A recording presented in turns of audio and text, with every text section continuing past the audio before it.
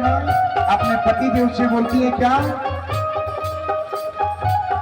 खत से जी पर ताज नहीं अब आपकी नैनों न सुख, खत से जी पर ताज नहीं अब आपकी नैनों में बसे।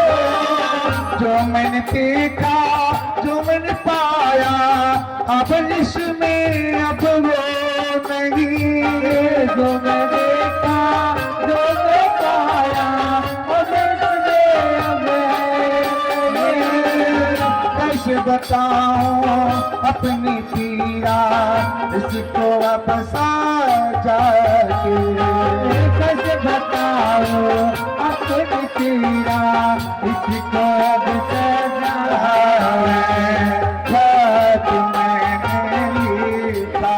को, इसको जरा देख लेना,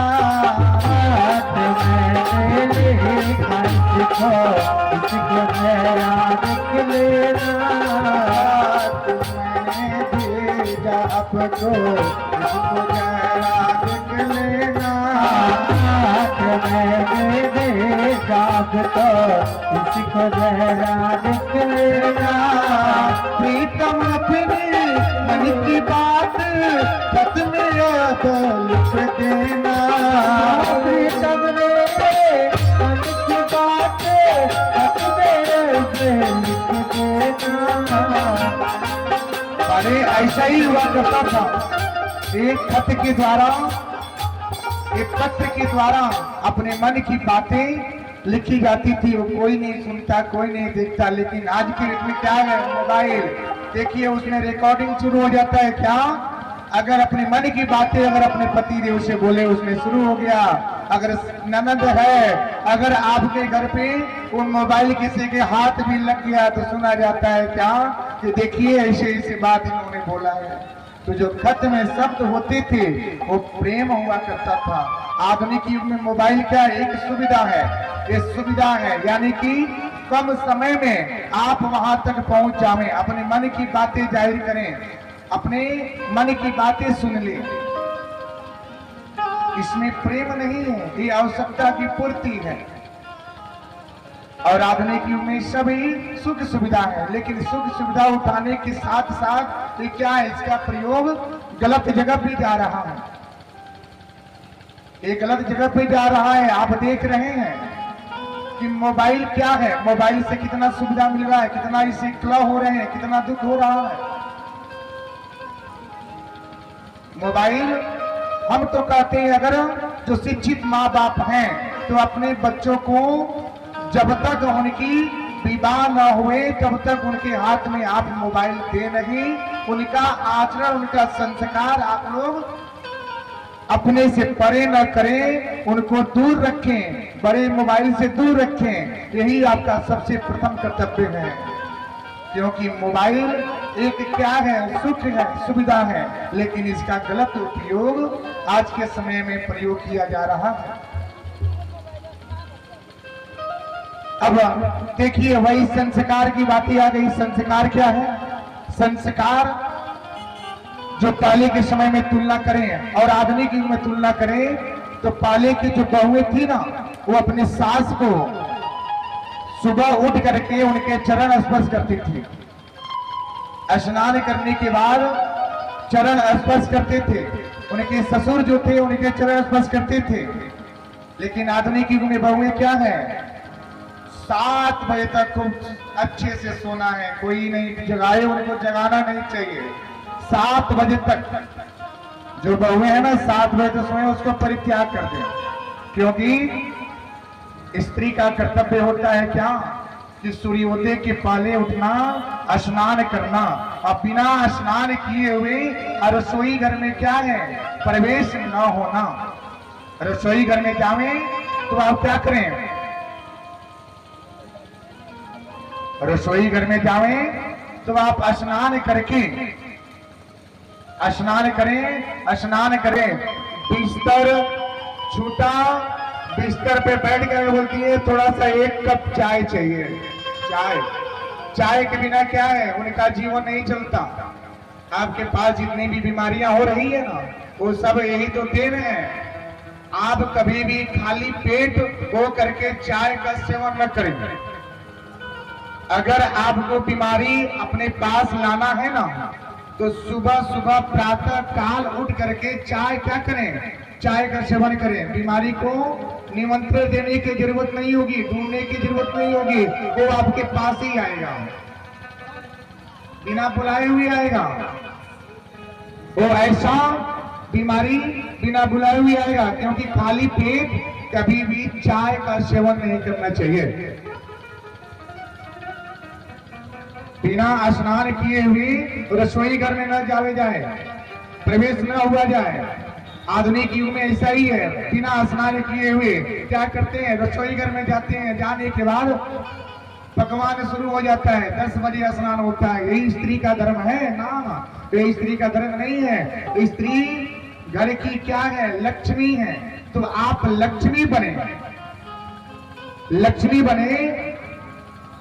आप घर के इतने लक्ष्मी बने कि उस घर को क्या करें, सजा दे, उसको महान बनावे, उस घर को धन दौलत सुख समृद्धि दे करके उस घर का अपना एक कृत्य करें। बिना स्नान किए हुए रसोई घर में न जावें। और रसोई घर में अगर जाते हैं तो स्नान करने के बाद ही प्रवेश हो, क्योंकि बिना स्नान किए हुए पका हुआ भोजन, अगर आप दाल चावल सब्जी रोटी जो पकाते हैं वो भोजन अगर अपने परिवार को देंगे, अपने पति देव को देंगे, अपने पुत्र को देंगे, तो भोजन से अल्प आयु में क्या होती है, कटौती होता है। लेखा जोखा उसमें होता है कि आपके ही धर्म से, आपके ही गुण से, आपके ही संस्कार से पति की आयु दीर्घायु होती है। जब आप ही गलती कर बैठेंगे तो भुगतान कौन करेगा भैया? तो आप लोग क्या करें, बिना स्नान किए हुए अन्न का सेवन न करें, बिना स्नान किए हुए अपने पति का भोजन न देवें, बिना स्नान किए हुए अपने पुत्र को भोजन न देवें। अगर जिस घर में बिना स्नान किए हुए अगर भोजन बनता है, जिस घर में बिना स्नान किए हुए भोजन बने, तो भोजन ठाकुर जी को प्रिय नहीं होता है। वो कौन लेता है वो भोजन? यानी कि आपके पास हो अन्न का सेवन करने से बल नहीं होगा, आपका विवेक काम नहीं करेगा, बुद्धि तीव्र नहीं होगी, मस्तिष्क आपका तीव्र नहीं होगा, आया हुआ धन भी चला जाएगा। मेरे भैया, कितने लोग बिना स्नान करके भोजन बनाते हैं? तो हाथ उठाइए। कोई नहीं, बहुत अच्छी बात है। लेकिन अगर होता भी होगा तो इसको परित्याग कर दे मेरी मां, परित्याग कर देंगे। हम तो आज है, आज आपको बता के चले जाएंगे, लेकिन कल को कौन बताएगा? सास बोलती है तो आपको तकलीफ होता है कि सास हमें बहुत डांटती है। मायके जाने के बाद बोला जाता है कि सास मेरी क्या है, बहुत हम पे डांटती है, बहुत तेज है। अरे भाई तेज होगी क्यों नहीं? क्योंकि उसने दुख को देखा है, उसने जीवन को, जिंदगी को जिया है, कष्ट उठा करके जिंदगी को जिए हैं, कितने तकलीफ उठा करके। अगर आपको दिया जाए चक्की चलाने के लिए तो बोलेंगे ना हम नहीं चलाएंगे। लेकिन जो पहले की जो माताएं थी ना, वो घर में चक्की चला करके आटे निकालते थे, वो आटे से रोटी बनता था और पूरा परिवार उसका सेवन करता था। लेकिन आधुनिक युग में दिया जाए, अगर आता है रेडीमेड भी दिया जाता है ना, समय से बनता नहीं है। पति 9 बजे चला गया काम पे, चाय हो गया, ब्रेड का चाय नाश्ता हो गया, लेकिन समय से 2 रोटी नहीं मिला, क्योंकि मर्यादा नहीं है, सब लुप्त हो गया, खो गया है। तो ऐसा ना, बिना पति अगर अन्न का ग्रहण करके, अन्न न ग्रहण करके बाहर जाता है तो समझ जाइए कि बीमारी उसका पीछा करती है।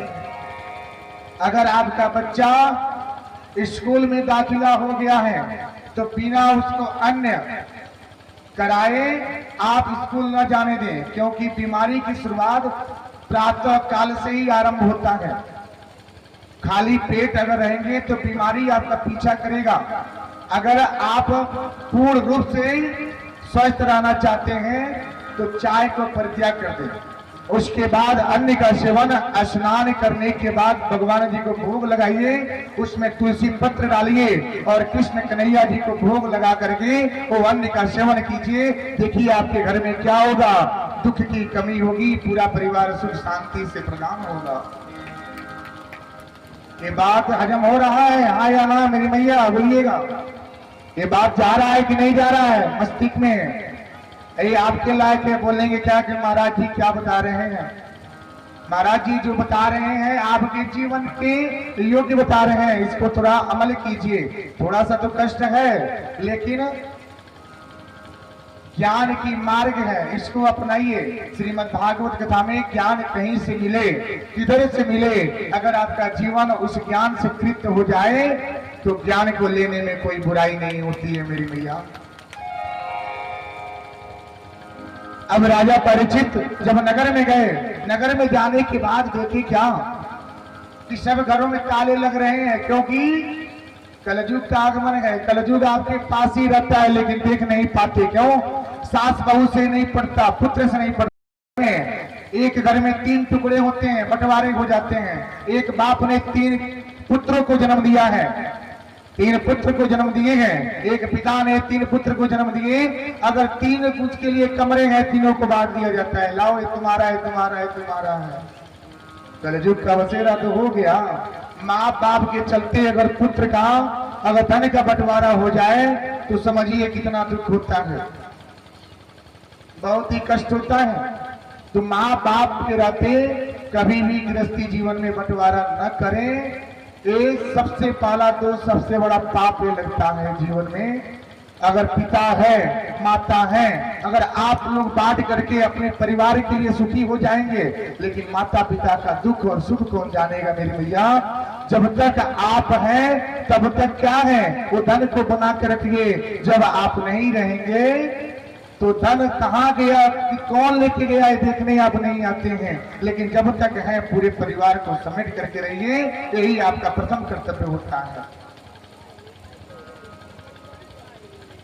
राजा परीक्षित नगर में निकलते हैं, देखिए मकान में ताले लग रहे हैं। उन्होंने एक व्यक्ति से पूछा क्या कि ये बताइए क्यों, ये क्या है? उन्होंने बोला क्या, व्यक्ति ने बोला कि महाराज पता नहीं, कलयुग का आगमन हो गया है। कलयुग का आगमन।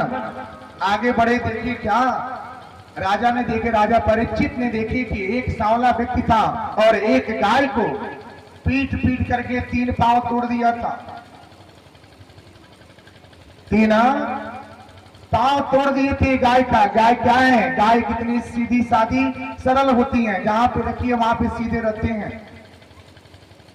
गाय के बछड़ा अब पांव तोड़ दिया था। तोड़ के जैसे राजा परीक्षित गए, राजा परीक्षित ने बोले कि तुम कौन हो, क्यों गाय को मार रहे हो, क्यों तोड़ रहे हो, क्यों पांव तोड़ दिए?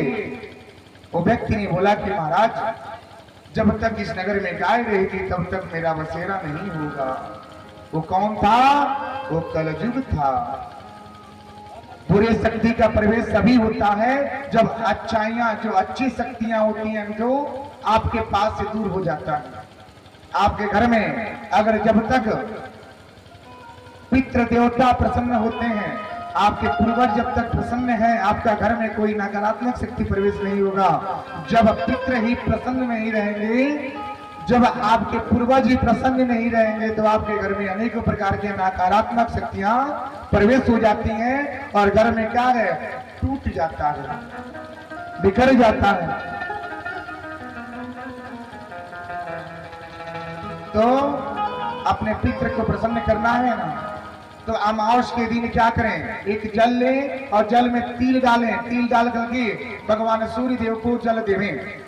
अमावस के दिन हो, उस दिन ही क्या करें, जल देवें। पितृ दिन होता है, अमावस की तिथि होती है, जिस दिन वो पितृ का दिन होता है, पितृदेव को जल देवें। जल देके उनके नाम से स्मरण करें, उनके नाम से भोजन को थोड़ा निकाल करके बाहर रख देवें। इससे आपके पितृ देवता प्रसन्न होते हैं। राजा परीक्षित से पूछ लिए, उन्होंने बोला कि मैं कली हूं, जब तक इस नगर में गाय रहेगी तब तक क्या है, हमारा बसेरा नहीं होगा। गाय को कितने लोग पालते हैं, हाथ उठाइए। गाय को पालने वाले, गाय की सेवा कितने लोग करते हैं, हाथ उठाइए, देख लें। गाय की सेवा, गौ सेवा कितने लोग होते हैं? गौ की सेवा करने वाले शर्म आ रहा है गौ की सेवा में हाथ उठाने में। गौ का गोबर, गौ की सेवा, गौ के मूत्र, गौ के दूध का सेवन करने में कितना अच्छा लगता है मेरी मैया, कितना अच्छा लगता है। आपको अगर अच्छा बड़ा सा कोई बीमारी लग जाता है, डॉक्टर बोलता है क्या आप गाय का दूध का सेवन करें। आपको कभी भैंस का दूध का सेवन करने के लिए बोला जाता है? 10 में 1 बोला जाता है। लेकिन गौ का दूध का सेवन करने के लिए 10 में 9% बोला जाता है कि गौ का दूध का सेवन कीजिए। होता है ना मेरी माँ?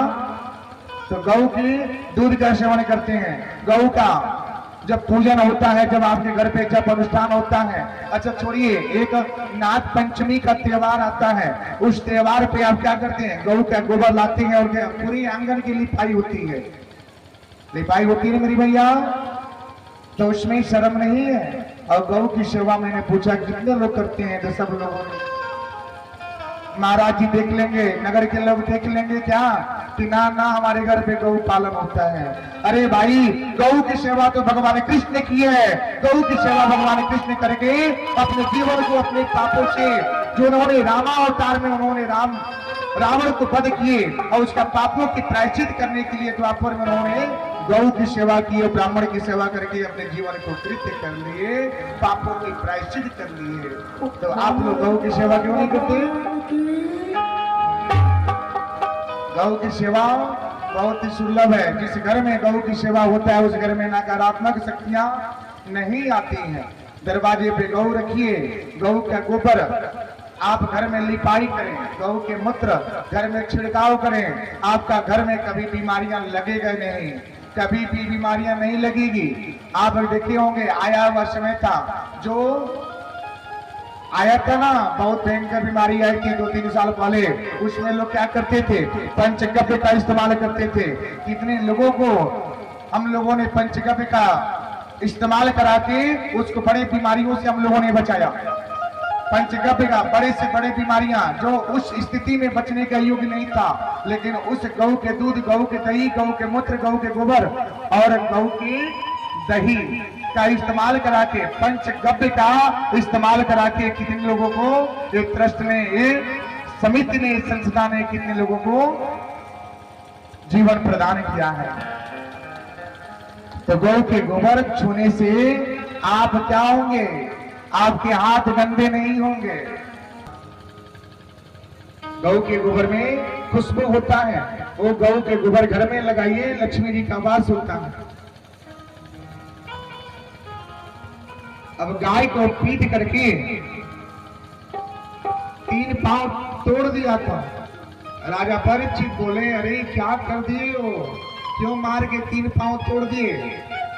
उन्होंने बोला कि क्या महाराज, जब तक इस नगर में गाय रहेगी तब तक हमारा बसेरा नहीं होगा। उन्होंने बोला गाय क्या बिगाड़ी? उन्होंने बताया जब तक ही रहेगी तब तक बसेरा नहीं होगा। यानी क्या? सीधे साधे व्यक्ति अगर रहेंगे, गाय क्या है, जिस मैंने बताया आप लोगों को, अगर घर के दरवाजे पे जब तक रहेगी तब तक नकारात्मक शक्तियां प्रवेश नहीं होगा। गाय नहीं है तो आपके घर में कलह होता है। जिस घर में गाय है ना, गौ के प्रति रोज आप क्या करें? दर्शन करें।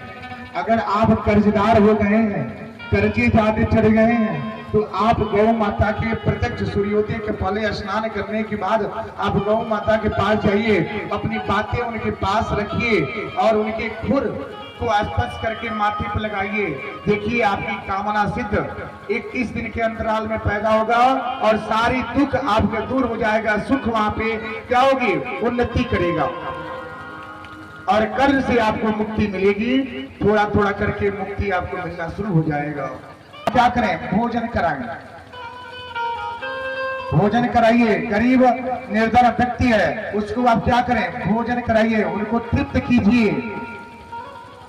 लक्ष्मी जी का शुक्रवार के दिन चौकी रखिए, उनकी पूजा कीजिए, अर्चन कीजिए, वंदन कीजिए। और शनिवार के दिन, और किसी की नहीं, सिर्फ शनिवार के दिन आप लोग झाड़ू नया खरीद करके घर में प्रयोग कीजिए। बाकी दिन नहीं, शनिवार के दिन ही नया झाड़ू लिया जाता है। झाड़ू क्या है? लक्ष्मी स्वरूप है। और कभी भी झाड़ू पूर्व दिशा की ओर से ही प्रारंभ होता है। और आपके घर में दुख दरिद्र है, कर्जदार हैं तो झाड़ू जब पाला उठाते हैं तो उनसे बोलिए कि हे माता, हमारे घर से क्या हो दुख दरिद्र दूर हो जाए, इस आंगन से दूर हो जाए, इस कमरे से दूर हो जावे और लक्ष्मी जी की वास हो जावे। देखिए कैसे कामना आपका सिद्ध होगा। लेकिन क्या है, आधुनिक युग में जिधर से चाहे उधर से झाड़ू लगा देते हैं, चाहे वो दक्षिण दिशा हो या पूर्व दिशा हो या पश्चिम दिशा हो, उनको दिशा नहीं पता, बस लग गया झाड़ू, कार्य कर दिए अपना। वो क्या है, वो धन नहीं बढ़ाएगा, वो धन को नुकसान करता है। ये नुकसान करता है तो धन को बढ़ाइए। आप लक्ष्मी स्वरूप हैं, आप जैसे चाहें घर को सजा सकते हैं, बना सकते हैं। तो घर को सजाना आपका काम है, आपका कर्तव्य है। घर को सजाइए, सारी दुख दूर करना आपके ऊपर है। आप क्या करें, अगर आपके पति देव पूजन से भटक जाते हैं तो आप पूजन कीजिए, अर्चन कीजिए, वंदन कीजिए, भगवान जी का ध्यान कीजिए। भगवान जी सबसे ज्यादा प्रसन्न होते हैं तो अपने भक्तों से ही प्रसन्न होते हैं। मीराबाई भगवान जी के सबसे प्रिय भक्त बनी, क्यों? क्योंकि उन्होंने भगवान जी का ध्यान, वंदन, स्तुति हमेशा करती थी, ध्यान करती थी। उनके बिना, उनके भोग लगाए बिना, उनकी सेवा के बिना कभी वो अन्य जल को ग्रहण नहीं करती थी। लेकिन आप लोग क्या है, भगवान जी को अगरबत्ती जले या ना जले, जल से स्नान हुआ या नहीं हुआ, वाला अपना भोजन हो जाता है। ऐसा होता है ना मेरी भैया, होता है ना? तो ऐसा अगर करते हैं तो इसको दूर कर दें, क्योंकि वही तो है आपके घर का दरिद्र पैदा करता है, वही है आपके घर के दुख को प्रकट करता है। बिना स्नान किए भोजन नहीं करना चाहिए। जिस बिस्तर पे सो रहे हैं उस बिस्तर पे भोजन न करें। उस बिस्तर पे जिस बेड है, बेडरूम है, बेडरूम पे बैठ करके बिस्तर पे भोजन न करें। बिस्तर पे भोजन करने से आपकी आयु में कटौती होगी, उस घर में अकाल घटनाएं का दोष लगता है। तो ऐसा गलती न करें, कलयुग का आगमन है। आप जितना ही भगवान जी का ध्यान करेंगे, जितना ही वंदन करेंगे, वैसे ही आप पापों से दूर रहेंगे।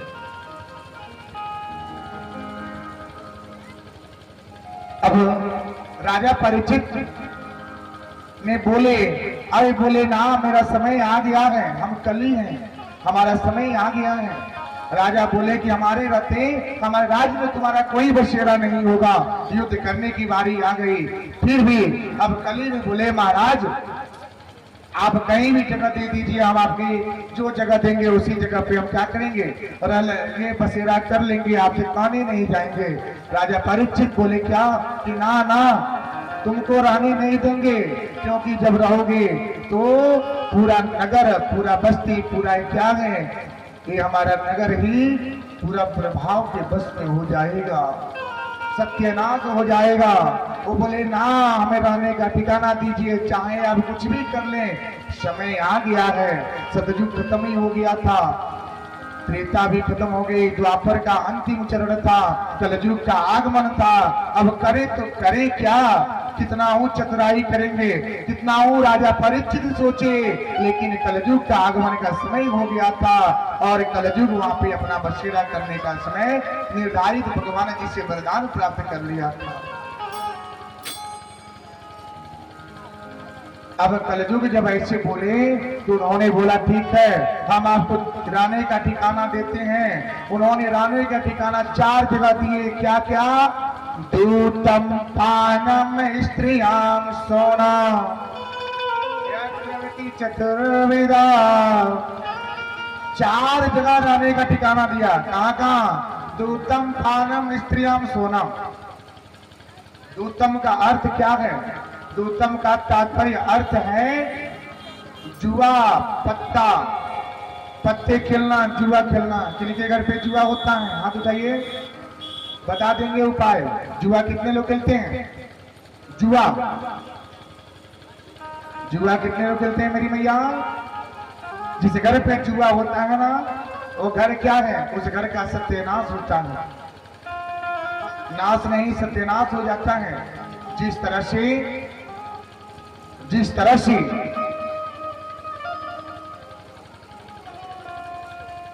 कौरव ने पांडव से क्या किए थे, जुआ खेले थे, और जुआ में कौरव का नाश नहीं सत्यानाश हो गया, पूरा राजपाट खत्म हो गया पासा खेलने के चक्कर में, सत्यानाश हो गया। तो वो चीज ना अपनाएं, जुआ जिस घर में होता है उसको दूर करें, ये जुआ नाश नहीं सत्यानाश है। पानम का अर्थ होता है क्या, मदिरा, मदिरा का तात्पर्य दारू, शराब, शराब का सेवन जो व्यक्ति करता है ना, उस घर में कभी भी सुख शांति नहीं मिलता। वो दारू जो होता है ना, वो अपने बस में कर लेता है, मस्तिष्क को अपने बस में कर लेता है, और घर पे आने के बाद पति पत्नी का कलह हो जाता है, पुत्र से कलह होता है, पिता से पुत्र से क्या होती है, रोज के लड़ाई झगड़े होते हैं, पत्नी से रोज के झगड़े होते हैं। और ये दारू क्या है, नाश नहीं सत्यानाश कर देता है, स्वर्ग जैसे घर को वो नरक बना देता है। ये दारू क्या है, दारू के ऊपर त्याग कर दे। पति पत्नी का सुखमय रिश्ता चाहिए, परिवार को सुखी जीवन चाहिए, तो दारू को परित्याग कर दें।